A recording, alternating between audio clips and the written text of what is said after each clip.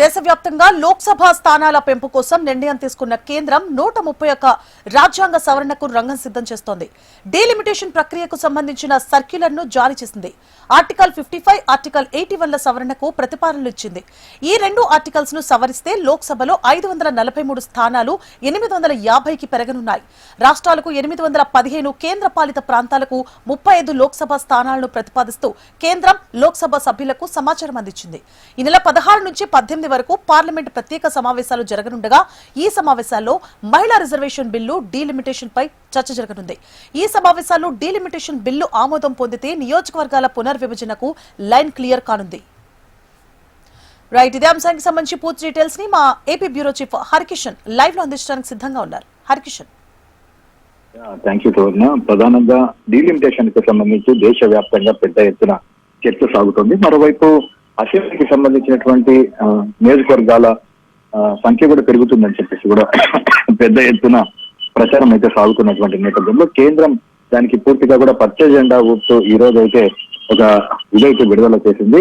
ఆ డీలిమిటేషన్ ప్రక్రియ అయితే లైన్ అయితే క్లియర్ చేసింది. ప్రధానంగా ఆర్టికల్ 55 మరియు 81 సవరణ సర్క్యులర్ అయితే ప్రధానంగా జారీ చేయడంతో ఆ డీలిమిటేషన్ కి సంబంధించినటువంటి కేంద్ర ప్రతిపాదనలతో ఒక్కసారిగా కూడా రాష్ట్రాలన్నీ కూడా పూర్తిగా అప్రమత్తమయ్యాయి. ప్రధానంగా ఇప్పటి వరకు కూడా లోక్సభ స్థానాలకు సంబంధించి 543 ఉండగా తాజాగా 850కి పెంచాలని చెప్పేసి కూడా నిర్ణయం తీసుకున్నటువంటి నేపథ్యంలో కేంద్ర పాలిత ప్రాంతాలకు 35 లోక్సభ సీట్లు అయితే రాబోతున్నటువంటి ఆ పరిస్థితి అయితే తాజాగా ఉన్నాయి. మరోవైపు రాష్ట్రాలకు సంబంధించి కూడా ఈ లోక్సభ స్థానాలు పెరగడం వల్ల నియోజకవర్గాలకు సంబంధించి కూడా పునర్విభజన జరిగి మరిన్ని ఎక్కువగా పెరిగేటటువంటి అవకాశం ఉంది. మరోవైపు పెద్ద ఎత్తున అభివృద్ధికి కూడా అవకాశం ఉంటుందని చెప్పేసి కూడా రాష్ట్రాలకు సంబంధించి పూర్తిగా కూడా ఆనందం వ్యక్తం చేస్తున్నటువంటి పరిస్థితి కూడా లేకపోలేదు.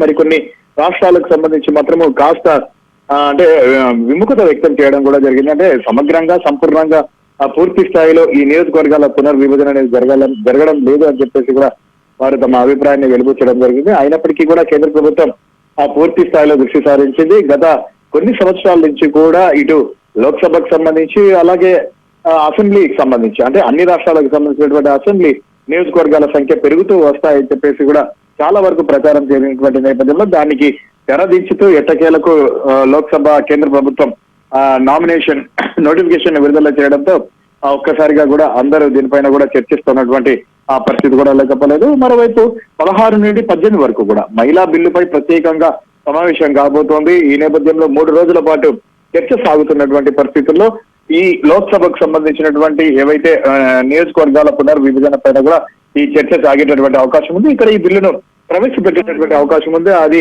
ఆర్డినెన్స్ రూపంలో బయటకు వచ్చే అవకాశం కూడా ఉందని చెప్పేసి కూడా భావిస్తున్నటువంటి నేపథ్యంలో పూర్తిగా రాష్ట్రాలన్నీ కూడా అప్రమత్తమయ్యాయి. రేపు 3 రోజుల పాటు ఏ విధమైనటువంటి చర్చ సాగుతుంది, ఎన్ని లోక్సభ స్థానాలు పెరగబోతున్నాయి, అవి ఎక్కడెక్కడ పెరగబోతున్నాయి అనేది మాత్రం అందరూ ఆసక్తిగా గమనిస్తున్నటువంటి పరిస్థితి అయితే ఉంది. Right, thank you for the updates Harikishan.